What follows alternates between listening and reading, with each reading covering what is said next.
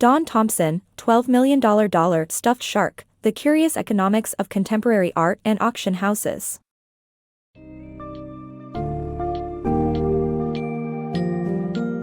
Embark on a journey through the mystifying world of contemporary art and auction houses in the summary of Don Thompson's $12 million Stuffed Shark, The Curious Economics of Contemporary Art and Auction Houses. This book deciphers the complex factors shaping the contemporary art market, such as the significance of branding, the role of influential dealers, and the power of prestigious auction houses like Christie's and Sotheby's. Delve into the fascinating stories behind some of the art world's most intriguing personalities and examine how the prices and values of art are determined, often leading to mind-boggling sales amidst unpredictable circumstances.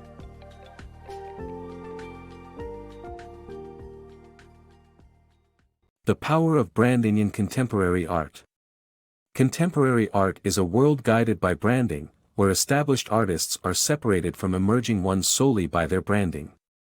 The market economy has influenced the purchasing behavior of high-end art consumers, and branding shapes their decisions. Prestigious auction houses like Christie's and Sotheby's command higher prices for pieces they offer, branded dealers carry works other galleries don't have, and branded collectors provide immediate credibility to the artwork they buy. People buy contemporary art because it is an expression of status, just like they buy a Mercedes for its quality, value, and status. Controversial, subjective, and indefinable, contemporary art pushes the boundaries of taste and sensibility. Despite its appeal, contemporary art generally is a poor investment. The only predictable factor in this world is its unpredictability.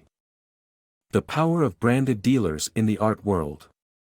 In the contemporary art world, branded dealers hold immense power.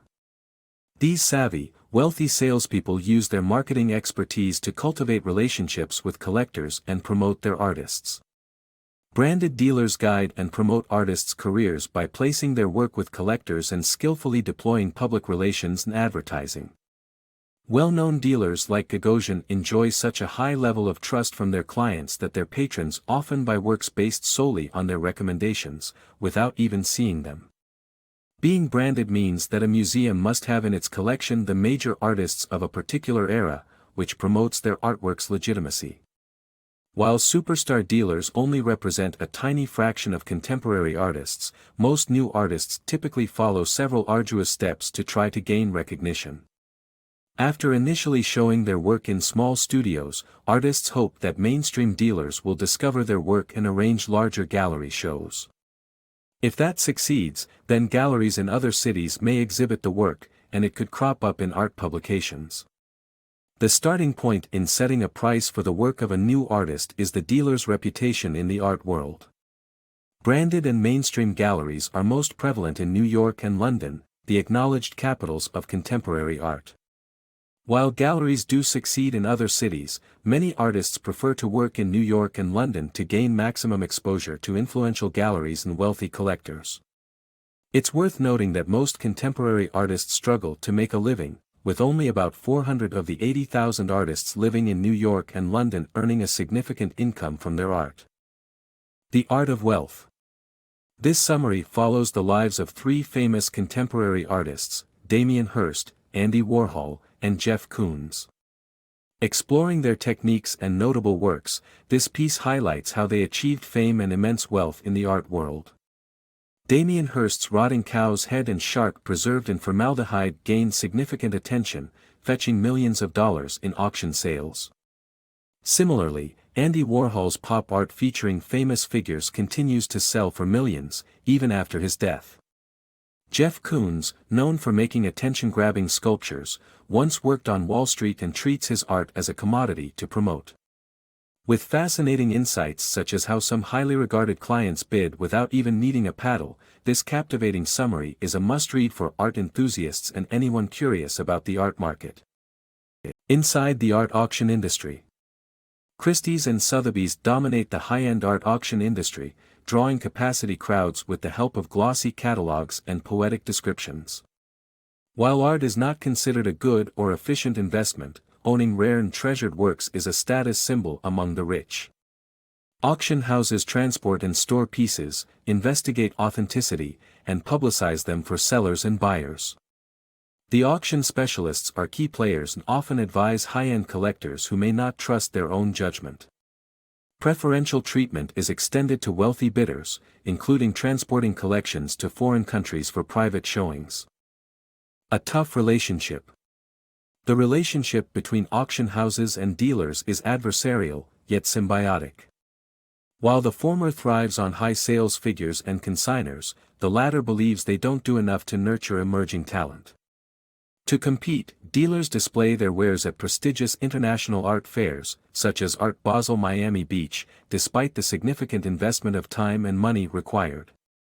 Although fairs are not the ideal venues for viewing art, collectors flock to them hoping to find hidden treasures. In 3 short years following its debut, Art Basel Miami Beach became the world's largest contemporary art fair, drawing dealers and wealthy buyers from 30 nations. The art of price in contemporary art. In the art world, the price of a work is often valued more than its artistic merit. Dealers, collectors, and buyers dictate the cash flow for artists as the art industry lacks significant government grants or subsidies. Profit is not the primary concern for many dealers, but rather the enhancement of their gallery's status. They are reluctant to discuss pricing, and prices never decrease in fear of negative messages about the demand. However, history has shown that expensive art is often a poor investment, with only 1 in 5 contemporary pieces accepted by auction houses like Sotheby's and Christie's. The art world is subject to fluctuation, so purchasing pieces solely based on its projected increase in value is not recommended.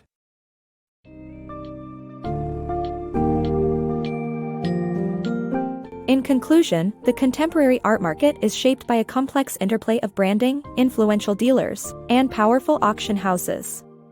Despite being a poor and unpredictable investment, contemporary art is driven by the status and ego of collectors who seek the excitement of owning rare and treasured works. Dealers and auction houses play a critical role in influencing the prices and perceived value of artworks, all the while navigating a market where branding takes center stage. Ultimately, the summary of a $12 million stuffed shark invites us to ponder the true driving forces behind the contemporary art world and the intricate web of players that contribute to it.